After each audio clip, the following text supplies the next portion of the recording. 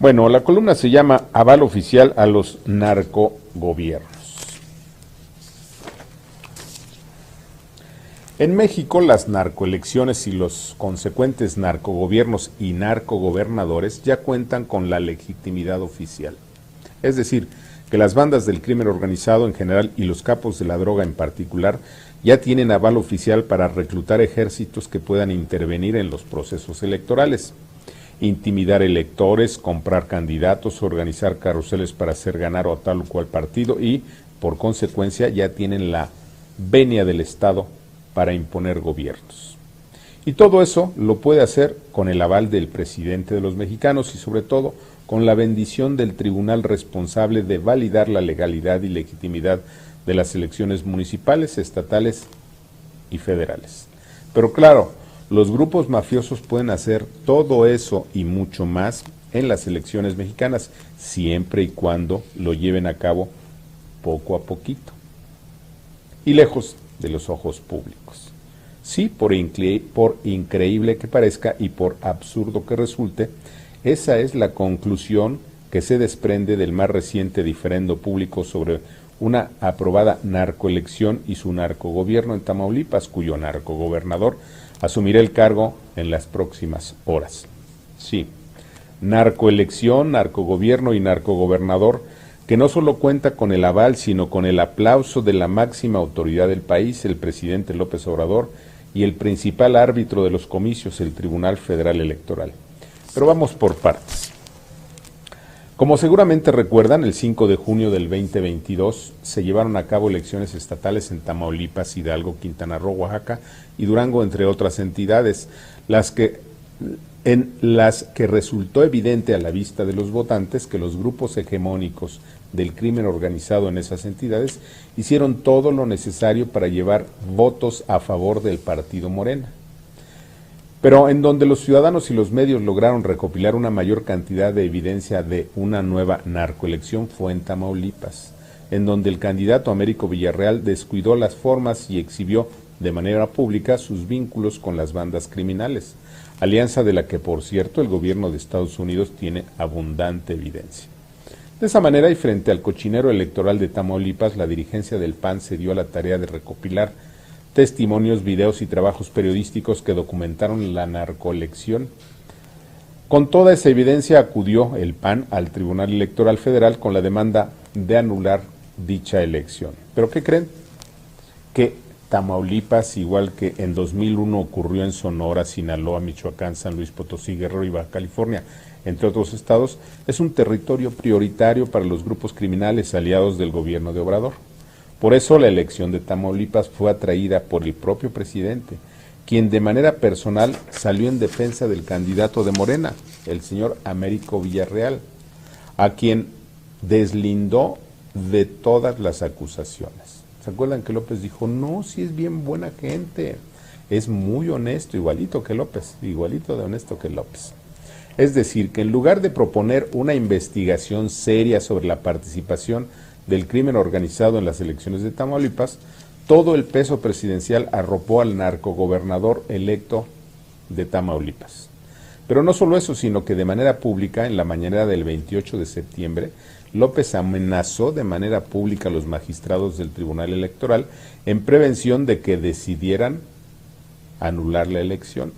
Ay de ellos si se atreven a anularla. López fue más allá, ya que desde Palacio les tiró línea a los magistrados electorales para que entendieran cuál debía ser el argumento para sostener al narcogobierno de Tamaulipas. Horas después, y por unanimidad, obedientes magistrados del Tribunal Electoral del Poder Judicial avalaron la narcoelección de Tamaulipas al narcogobierno y en cuestión de horas se instalará en esa entidad el narcogobernador Américo Villarreal. Curiosamente, los argumentos de los magistrados electorales fueron los mismos que les dictó López Obrador en la mañanera, en donde les dijo, los narcotraficantes tienen el derecho de votar por quien ellos quieran, son ciudadanos. Y eso argumentaron los magistrados. Es decir, que de nada sirvieron testimonios, videos y notas periodísticas que documentan la participación del crimen organizado en las elecciones, porque los criminales son aliados del presidente, de su gobierno, y tienen sometido al árbitro electoral. Y por eso obliga preguntar, ¿de verdad nadie sabía que el de López sería un narcogobierno?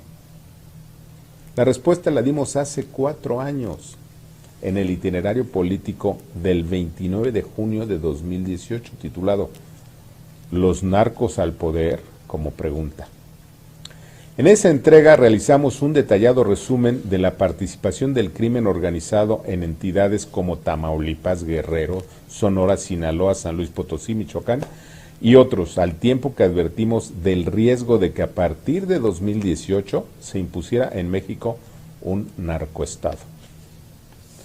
La conclusión fue la siguiente, comillas, para nadie es nueva la participación del narcotráfico y del crimen organizado en política y sobre todo en las elecciones. Lo nuevo, y que hoy alcanza niveles de escándalo, es la intervención matonera del crimen organizado en los procesos electorales de entidades como Guerrero, Michoacán, Oaxaca, Puebla, Sinaloa, Sonora y Tamaulipas. Aún así, hoy nadie sabe cuál será el número de alcaldes, diputados locales y federales, senadores y hasta gobernadores que estarán al servicio del crimen organizado y del narcotráfico luego de la elección de 2018.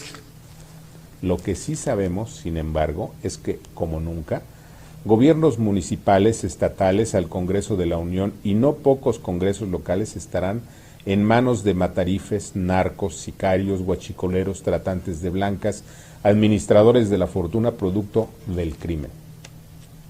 Y por eso aparece la pregunta obligada, ¿qué partido político será el campeón en prestar su franquicia para los criminales? ¿Se llama Morena? Al tiempo. Fin de la cita. Hoy, a poco más de 4 años de aquella entrega del itinerario político, queda claro que en efecto Morena es el partido que abrió sus puertas al crimen organizado y al narcotráfico. Y desde el poder presidencial, pasando por los poderes legislativo y judicial y por los 3 órdenes de gobierno, las bandas criminales se refugian en Morena, convertido en el más grande narcopartido del mundo, al tiempo. ¿Qué ole? De nueva cuenta, adelantamos lo que iba a pasar. No es porque tengamos bola de cristal, no. Y tampoco porque seamos pitonizos, tampoco. Acertamos porque somos profesionales en lo que hacemos.